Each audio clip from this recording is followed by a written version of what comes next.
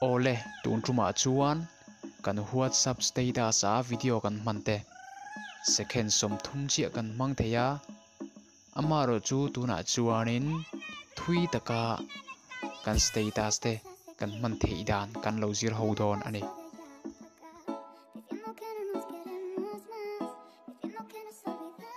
ole i Chrome browser ai ilu tanga a app sakai download don ani a app saka type box a hian i typang imode fm WhatsApp ania chuanin i searchang ole ta hianin ilu tanga chuanin i chuklang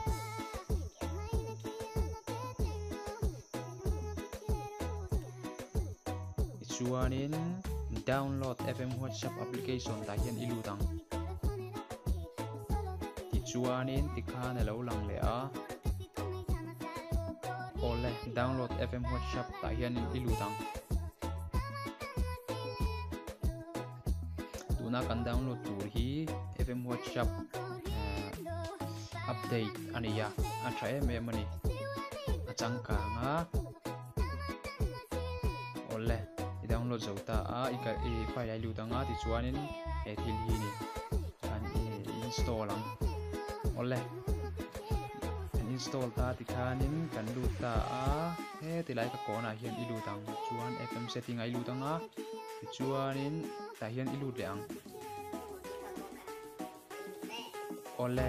emite pani hi a in off a chuwang chuanin kan onang chungzok hi kan onang me thil kan on don ani kan hi sang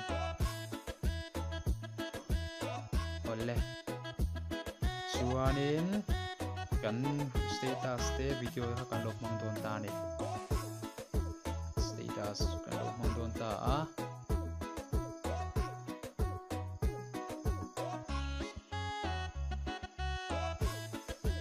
ole